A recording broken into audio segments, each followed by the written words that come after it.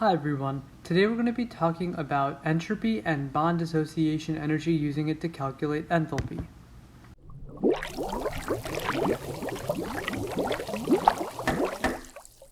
The first thing we need to talk about is the final way of calculating enthalpy, using bond dissociation energy. There is one more way using what we call the free energy equation, but we'll discuss that later. Basically, bond dissociation energy is the concept that when you break bonds, it takes energy, and when you form bonds, it releases energy. How much energy does it take in and release? Well, that depends from bond to bond. But the value is called the bond dissociation energy because that's how much energy it takes to dissociate the bond. So this is basically our summation equation, except it's kind of backwards, right? Because you have energy needed to take bonds or to break bonds, so that's going to be positive. You're going to have that at the front. And then you're going to be subtracting from it the energy that is released when you form the bond. So basically, the equation is going to be bonds broken minus bonds formed. In other words, the reactants minus the product. Unlike the summation equation for enthalpy, and we'll learn later entropy, which is products minus reactants. So now let's kind of jump into an example and we'll see how it all works out. So we're looking at this question and we're asked to find the enthalpy of this overall reaction using our bond dissociation energy values.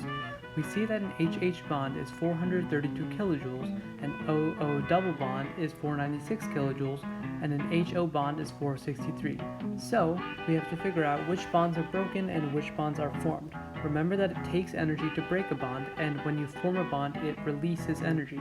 Therefore, our equation is always going to be reactants minus products, because reactants are bonds broken and products are bonds formed.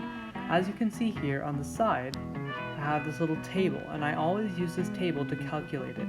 So first of all, let's draw the structures of the equation. We see that we have one H2, so that's going to be an HH bond, and so we can put a little tally of 1 right there, because that's all we have. Now we have an O2 bond, and it's a double bond, except it's only half, so I'm just going to put a 1/2 there. That's our total bonds broken. Now let's look at our bonds formed. We know that we form an H2O, so we have H, O, H. As you can see here, we have 1, 2 bonds for HO, so we can put a 2 there. Now we can do our calculation. Remember, it's reactants minus products. So if we add up our reactants, we get 1 times 432 kilojoules plus 1/2 times 496 kilojoules. And we get that our total reactants equal 680. Now from that we have to subtract our products. And our products, we would just do 496 times 2. Or not 496, 463 times 2, excuse me, because that's the HO bond value, and we get 926. So when we subtract 926, because remember that's the value of our 2 HO bonds, we get our answer to be negative 246 kilojoules. This means that whenever this reaction is completed, negative 240. Now that we've discussed 3 ways to calculate enthalpy, we need to talk about our next thermochemistry variable, entropy.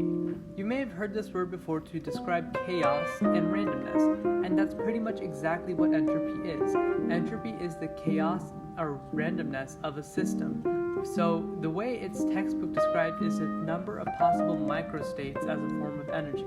This just means how many different orientations can the particle move around. But the most important thing we have to focus on is the change in entropy. Just like with enthalpy and internal energy, we can't calculate the exact entropy of something, but we can calculate the change in entropy of a reaction. But we'll discuss that later. For now, let's talk about increases and decreases in entropy. When you're thinking about chemistry, there are 2 ways that entropy can change. One is when you're changing states. Remember how in elementary school you learned that solids are tightly compacted together, liquids not so much, and gases just fly everywhere? Well, think about the chaos in that. With the solid, they're all packed together, they can't really go anywhere, so that's low entropy. Gases, on the other hand, can go everywhere, so they're high entropy. So when you're moving from gas to liquid to solid, you're decreasing in entropy, and when you're moving from solid to liquid to gas, you have an increase in entropy. The second way is through reactions. Remember that if there are more particles, there's more randomness in the system. So if a reaction proceeds and there are more particles, then it will most likely have an increase in entropy. However, if it goes from maybe like 2 moles of water and 2 moles of hydrochloric acid to 1 mole of something, then you're probably going to have a decrease in entropy. The first thing you want to look at is the number of moles. If the number of moles increases, it's most likely an increase in entropy.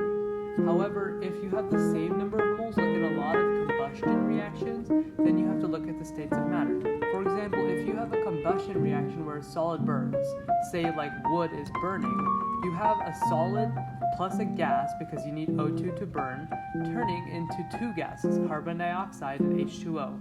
And that would be an increase in entropy because you have a solid and a gas turning into 2 gases. Okay, now that we have that out of the way, we can discuss how to calculate entropy. Guess what? It's the same way you calculate enthalpy using the summation equation. You have the entropy of your products minus the entropy of the reactants. Of course, you multiply by the molar coefficients. Since we are already so familiar with it, I'm not going to do a practice problem, but if you guys would like me to do a video with more thermochemistry practice problems, I'd be happy to oblige. So please do let me know in the comments. Anyways, that's all I have for you guys today.